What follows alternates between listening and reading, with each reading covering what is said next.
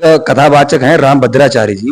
उन्होंने एक टिप्पणी की थी कि ब्राह्मण जो है वो जन्म से ही पैदा होता है ब्राह्मणी के गर्भ से। ये क्या है? ये जो राम भद्राचार्य जी जो है वो तो चर्म चक्षुओं से तो अंधे ही हैं और अपने दिमाग से भी वो अंधे हैं। ऐसा कैसे कह सकते? पूरा दुनिया उनको पूज रही है। भले मनुस्मृति का सिद्धांत है। क्या कहता है मनुस्मृति? अगर शूद्र अगर गलती करे तो उसको कम सजा दी जाए, यानी 100 कोड़े मारे जाए। अगर वैश्य गलती करता है तो उसको 200 कोड़े मारे जाए। अच्छा। और क्षत्रिय गलती करता है तो 500 कोड़े मारे जाए, और ब्राह्मण गलती करे तो उसको 1000 कोड़े मारे जाए। क्यों? उसको सबसे ज्यादा सजा मृत्यु अच्छी हो चाहे खराब हो चाहे कैसी भी हो, वो तो पीछे छूट गया। अब संविधान से देश चल रहा है तो मनुस्मृति को बीच में क्यों लाना? उसको छोड़ें, क्या दिक्कत है? संविधान से देश चल रहा है? कौन सा संविधान है हमारा? अंबेडकर साहब ने जो लिखा है। अंबेडकर साहब ने, ये तो खाली प्रचलित किया गया, अंबेडकर साहब ने संविधान लिखा है। तो ये सभी को सादर नमस्ते। मैं कवि कमलदेव आर्य स्वदेशी शाहजहांपुर से, और हमारे साथ जुड़ चुके हैं आचार्य वेदसद मुनि जी जो आजमगढ़ आर्यमगढ़ से हैं। और आज हम एक बहुत गहरी चर्चा करने वाले हैं मनुस्मृति पे, जो उसको लेकर के विवाद है, जो लोग आरोप लगा रहे हैं, मनुस्मृति जला भी रहे हैं, और अधिकतर जो बौद्धिस्ट लोग हैं इनका आरोप रहता है हमेशा। तो आज हम स्वामी जी से जानते हैं कि मनुस्मृति आखिर है क्या। तो सबसे पहले जानेंगे मनुस्मृति में जो पहला आरोप लगाया जाता है वो ये कि मनुस्मृति जातिवाद को बढ़ावा देती है। आप इस पे क्या कहेंगे? जो आरोप लगाते हैं कि मनुस्मृति को जातिवाद बढ़ावा देती है, ये आपको बता दें कि पाश्चात्य में गड़बड़ किया गया है। अच्छा। ये जो पहले तो वेद का चलता था, और उसके बाद वेद के अनुसार कार्य होता था, तो मनुस्मृति में जो है बहुत ही सुंदर ऐसा उपदेश दिया गया है। आप देखिए, अब है ना बीए में मनुस्मृति पढ़ाई जा रही है, और मनुस्मृति पढ़ाई जाती है तो उस मनुस्मृति में लिखा है कि शूद्र के कान में वेद चला जाए तो शीशा घोल करके डाल दीजिए। ऐसा लिखा है उसमें? ऐसा है लिखा, मिलावटी हुआ है। अच्छा। मिलावट किया गया है। जब मनु महाराज ने नहीं लिखा, मनु महाराज ने नहीं लिखा है। फिर एक जगह लिखा है कि है ना शूद्रताम, यानी शूद्र ब्राह्मण हो सकता है और ब्राह्मण शूद्र हो सकता है। शूद्रताम में ब्राह्मण, ब्राह्मणता में शूद्रताम, यानी शूद्र ब्राह्मण हो सकता है और ब्राह्मण शूद्र हो सकता है। जब ऐसा लिखा है तो उस तरफ में ऐसा क्यों लिखा है कि यानी मनुस्मृति में कि यानी शूद्र के कान में वेद चला जाए तो शीशा खोल करके डाल देना? इसका मतलब ये मिलावट है। लेकिन लोग उसी को पढ़ करके लोगों ने मनुस्मृति को जलाने का प्रयास किया। बाबा अम्बेडकर ने भी उसको पढ़ा, देखने के बाद कि शूद्र पढ़ नहीं सकता, वेद नहीं पढ़ सकता, उसके लिए नहीं है। जबकि मनुस्मृति में ये लिखा है ब्राह्मण कौन है? ब्राह्मण कौन है? ब्रह्म जानाति असौति ब्राह्मण वेद पाठित पंडित। ब्रह्म को जानने वाला ब्राह्मण है और वेद का पाठ करने वाला पंडित है। अब ब्रह्म को जानने वाला ब्राह्मण है तो कौन ब्रह्म क्या है? अब उस पर विचार किसी ने नहीं किया। वैसे ही आज जो है ब्राह्मण की कौम ऐसी हो गई कि ब्राह्मण का बेटा ब्राह्मण हो रहा है। हाँ, यही तो चल रहा है। यही चल रहा है ना, चाहे वो शराब क्यों न पीता हो, चाहे कुछ भी हो। अच्छा, मैं ये पूछना चाहता हूँ कि अगर एक बाप बीए किया हुआ तो बेटा बीए होगा क्या? नहीं हो सकता। नहीं, जब करेगा जब। अगर बाप पीएचडी किया है तो बेटा पीएचडी माना जाएगा? नहीं माना जाएगा। जब वो करेगा तब माना जाएगा, और अगर वो पढ़ेगा, उस योग्य होगा, तब उसको उसकी उपाधि दी जाएगी। तो ब्राह्मण एक क्या थी? उपाधि थी। उपाधि कि ब्राह्मण ऐसा उपाधि था कि जो वेद को पढ़ता था, वेद का स्वाध्याय करता था, वेद के अनुसार कार्य करता था, ब्रह्म को जानता था, वेद को पढ़ता था, यज्ञ करता था, संध्या करता था, और संध्या करके जैसे ज्ञान अर्जित करता था और ज्ञान लेता था और देता था और दान लेता था और देता था। ये ब्राह्मण का कार्य है। आज क्या है? ब्राह्मण ऐसा नहीं है। लेकिन एक कथावाचक हैं राम भद्राचार्य जी, उन्होंने एक टिप्पणी की थी कि ब्राह्मण जो है वो जन्म से ही पैदा होता है ब्राह्मणी के गर्भ से। ये क्या है? ये जो राम भद्राचार्य जी जो है वो तो चर्म चक्षुओं से तो अंधे ही हैं और अपने दिमाग से भी वो अंधे हैं। ऐसा कैसे कह सकते? पूरा दुनिया उनको पूज रही है। भले कहते हैं, लेकिन उनको वेद के बारे में पता ही नहीं है। वेद के बारे में उनको अभी जानकारी नहीं है कि है ना वेद में ऐसा कहीं नहीं है कि है ना जो जन्म से ही ब्राह्मण कैसे हो जाता है, कि जन्म से पैदा होते। जबकि मनुस्मृति लिखता क्या है? जन्मना जायते शूद्रः संस्कार द्विज उच्यते।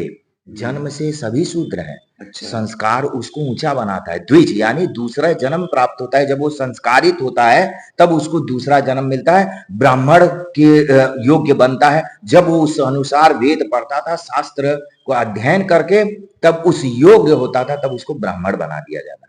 और सारे लोग भी पढ़ते थे, उसमें बहुत से लोग हैं। अगर उसी को पढ़ने के बाद एक व्यक्ति अगर पढ़ता है, ज्ञान अर्जित करता है, लेकिन उसका ये रुझान अगर वो क्षत्रिय यानी उसमें होता था तो उसको क्षत्रिय में डाल दिया जाता था, फिर वैश्य में डाल दिया जाता था। ऐसा थोड़ी ना कि रामभद्राचार्य जी ने कह दिया वही प्रमाणित माना जाएगा कि जन्म से कोई ब्राह्मण हो। वो ये पुख्ता करना चाहते हैं कि ब्राह्मण का बच्चा ब्राह्मण ही है। तो मैं उनसे पूछना चाहूंगा, क्या वो शराब पीने वाले को आप ऊंचे स्थान दे सकते हो? वो शराब पीने वाला बहुत से लोग हैं कि पंडितों में ऐसे हैं बहुत जो अंडे भी खाते हैं, मांस भी खा रहे हैं, शराब पी रहे हैं। तो अगर मैं कहूं कि अगर वो जन्म से ब्राह्मण माना जाता है तो अपनी जगह पे बैठा दीजिए उसको। तो बात तो सही है। और लोग जो हैं जैसे ये जो भीम आर्मी के लोग हैं और जो बौद्ध धर्म के अनुयायी हैं, ये मनुस्मृति को गालियां देते हैं, मनुवादी हो मनुवादी हो। तो आपके हिसाब से आपने कहा कि मनुस्मृति में मिलावट है, तो क्या दो मनुस्मृतियां हैं और सही कौन सी है फिर खराब कौन सी है? दो मनुस्मृतियां क्यों हैं कि जैसे मनुस्मृति में जब हमारा वेद का सिद्धांत था कि ये चलता था, तो जैसे 10 लाख वर्ष पूर्व राम हुए, उस समय तक वेद था। फिर महाभारत तक वेद को जानते थे सभी लोग। महाभारत तक वेद का प्रचार बहुत उत्तम तरीके से हुआ है। उसके बाद महाभारत के बाद जो बिगाड़ हुआ है, उसमें बिगाड़ होते होते इतना वो हो गया। फिर बाद में मुगलों ने राज किया, फिर बाद में अंग्रेजों ने राज किया। तो ये लोगों ने राज किया। हमारे नालंदा विश्वविद्यालय में जो पुस्तकें जलाई गई 6 महीने तक जलती रही। उसके बाद अंग्रेज आए, अंग्रेजों ने हमारे पुस्तकों में मिलावट किया। मैक्स मुलर ने वेद का भाष्य किया है, मैक्स मुलर ने वेद का भाष्य किया है, क्योंकि मैक्स मुलर ने लिखा भी है Rigveda is the oldest book library in the world. पूरे प्राचीनतम पुस्तक कौन सी है? ऋग्वेद है। लेकिन उसमें मिलावट उसने किया है। जैसे मैं आपको मैं बताया था और शायद आपको जानकारी होगा, फिर इस बात को मैं दोहराना चाहूंगा कि मैक्स मुलर ने सायण ने भी भाष्य किया है, महिधर ने महिधर ने भी वेद का भाष्य किया है। महिधर का भाष्य अगर आप वेद पढ़ेंगे, गणानाम त्वं गणपतिं गवामहे, उसका भाष्य इतना अश्लील किया, उसको मैं यहाँ पर उच्चारण नहीं कर सकता हूँ। अच्छा, इतना महिधर ने इतना माने विदेशी लोग आके हमारे देश की पुस्तकों का ग्रंथों का वो कर रहे हैं। इस पर इतना वो किया कि मैं इसको यहाँ पर उच्चारण नहीं कर सकता। नहीं तो वेद तो शंकासुर नामक राक्षस ले गया। ये गलत बात है। वेद को कहते हैं आचार्य लोग कहते हैं, शंकराचार्य कहते हैं, शंकराचार्य कहते हैं वेद को शंकासुर, उनके मन में शंकाएं थी, इसलिए बाकी वेद को कोई शंकासुर नामक राक्षस नहीं लेके गया है।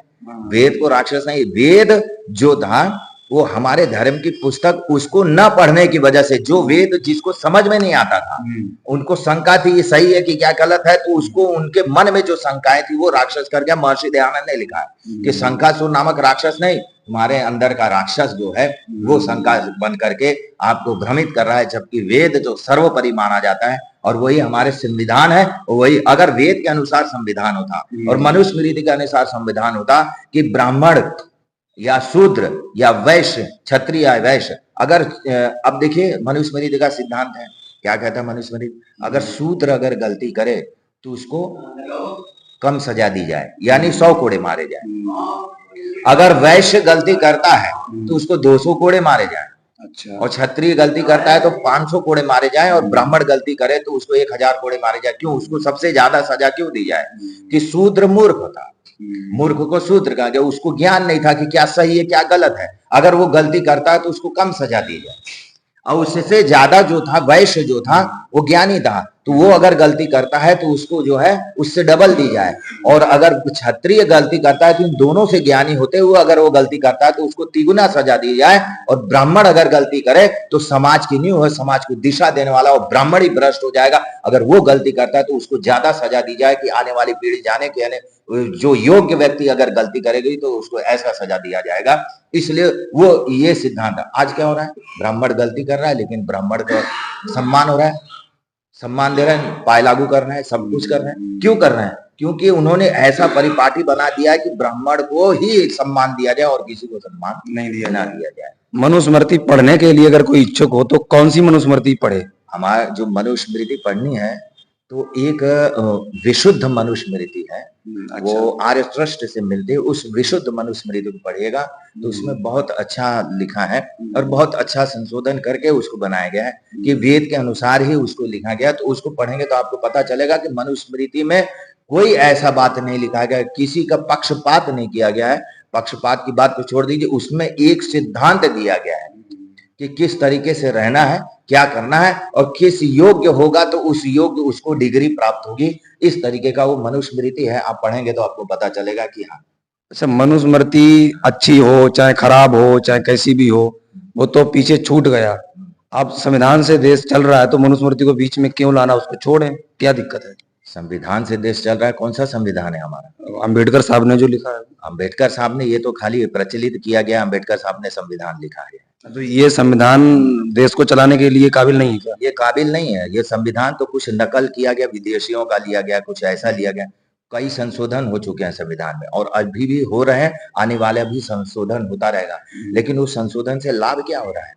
क्या उस संशोधन से ये हुआ है कि ब्राह्मण, अभी भी वही चल रहा है कि ब्राह्मण का बच्चा ब्राह्मण है तो संविधान क्या है? संशोधन में क्या किया गया? कुछ भी तो नहीं सही किया। है, लेकिन अगर मनुस्मृति लागू कर दी जाए तो अम्बेडकर वादियों का कहना ये है कि फिर तो देश ब्राह्मणों के उसमें आ जाएगा। कुछ नहीं आ जाएगा। वो जो अम्बेडकरवादी जो कह रहे हैं वो उस बात को कह रहे हैं कि जो मनुस्मृति उन्होंने पढ़ी है, जिसको देखा है, उसमें जो गलत लिखा गया है उसके बारे में कह रहे हैं। जबकि अगर ये मनुस्मृति लागू हो जाए कि ब्राह्मण का बच्चा ब्राह्मण नहीं होगा, जब योग्य होगा तब ब्राह्मण माना जाएगा, कर्म से होगा, कर्म से माना जाएगा, कर्म होगा, क्योंकि कर्म ही मायने रखता है। अगर वो कर्म करता है तब तो ब्राह्मण है, अन्यथा वो ब्राह्मण नहीं माना जाएगा। तो ये इस अनुसार अगर हमारा संविधान चलेगा तब तो देश भी आगे जाएगा, तरक्की कर सकता है। जी, ये बहुत बहुत धन्यवाद आप सभी दर्शकों का। स्वामी जी से आज मनुस्मृति पे वार्ता करके बहुत अच्छा जो है ज्ञान मिला है। और आप सभी लोग इस वीडियो को अधिक से अधिक शेयर करें ताकि जिन लोगों के माइंड में ये रहता है कि मनुस्मृति गलत है, ऐसा है वैसा, जो तमाम तरह के प्रश्न रहते हैं, उन तक ये वीडियो पहुंचाइए अधिक से अधिक। और हम सब मिलकर के विशुद्ध मनुस्मृति पढ़ें। ये जो लोकल की मनुस्मृति है, जो पौराणिकों की है, जो विदेशियों ने इसका भाष्य किया है, ये बिल्कुल गलत है, मिलावटी है, इस पे विश्वास ना करें। बहुत बहुत धन्यवाद, नमस्ते।